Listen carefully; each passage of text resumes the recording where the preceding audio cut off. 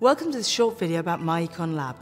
My name's Alison Ride and I've come on as co-author of the 7th edition of Economics.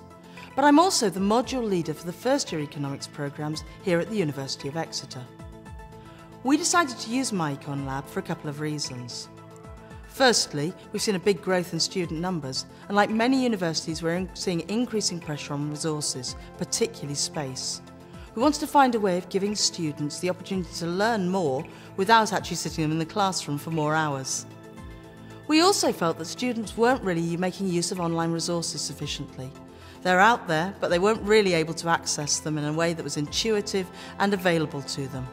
So using MyEconLab allowed us to apply blended learning to allow the students to use interactive resources, play around with diagrams, do all sorts of exciting things that their generation liked doing without us having to produce a lot of resources ourselves.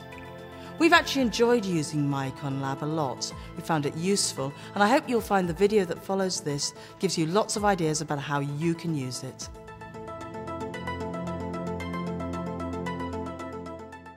Elizabeth Jones is a teaching fellow at the University of Exeter's Business School. So Elizabeth, you've been teaching with MyEconLab for about 6 months now, whereas I've been using it for about 18. What do you think of it? I think it's a brilliant resource.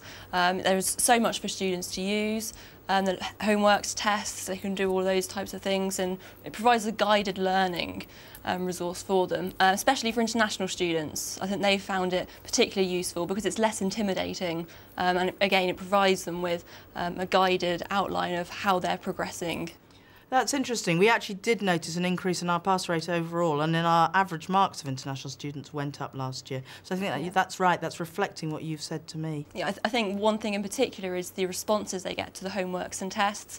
So if they do get a question wrong, rather than just saying the answer's incorrect, they actually get a personal response explaining why that particular question was wrong. Yeah, that's very useful. I think one of the things that reflects very well is that we've got a very high redemption rate on our course. So I think out of over 600 students, just over 600 students, 570 have redeemed their course codes. And that says to me that the students are finding it really useful as a resource as well. So how does Elizabeth encourage so many students to use this resource? I think one thing in particular is that we did recommend it so strongly at the beginning of the year. We made it very clear that everything we covered in the lectures would be very related to the online resources, and that in the lectures we actually sort of mention, go and have a look at this particular aspect on MyEconLab.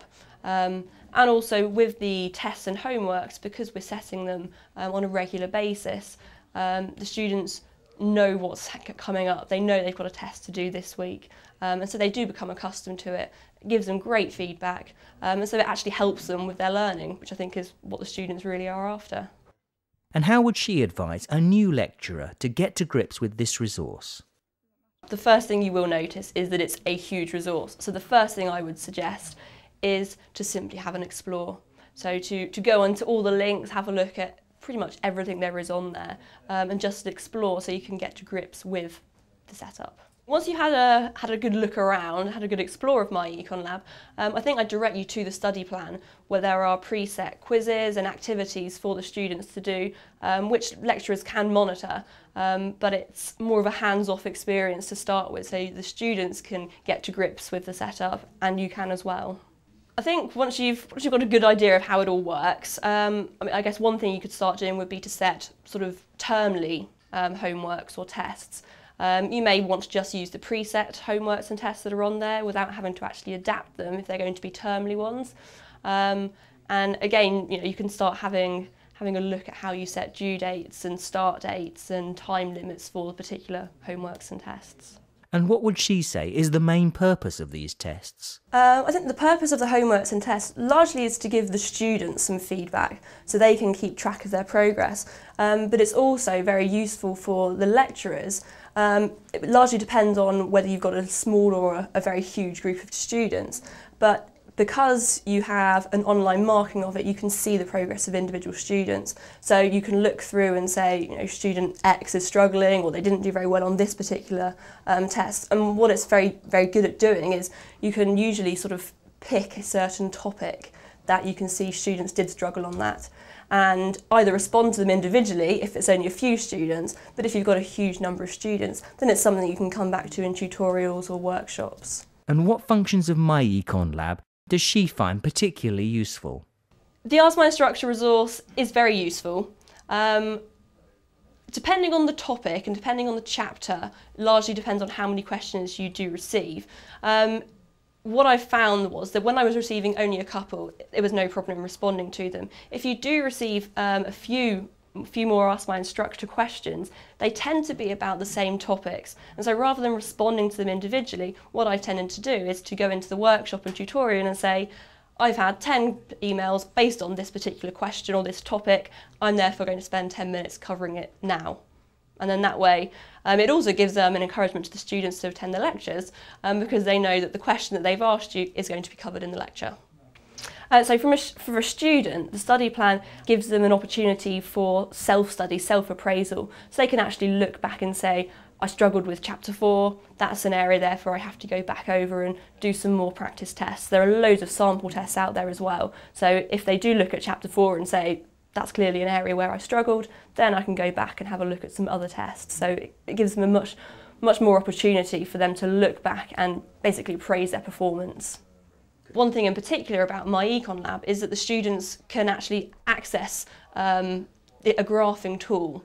And so they can have a look at a demand and supply diagram and they can answer questions about it. And they actually have the ability to physically move particular curves on the MyEconLab and get feedback as to whether the demand curve should have shifted to the right or left, and they can use the graphing tool to draw a new graph, and then they can get feedback as to whether what they've done is correct, and if it's not, then they'll be told why they got it wrong and why this particular answer is the correct answer. And so it's a great way for the students to actually learn something rather than physically being told something. So how easy is it to integrate MyEconLab with the way you want to teach?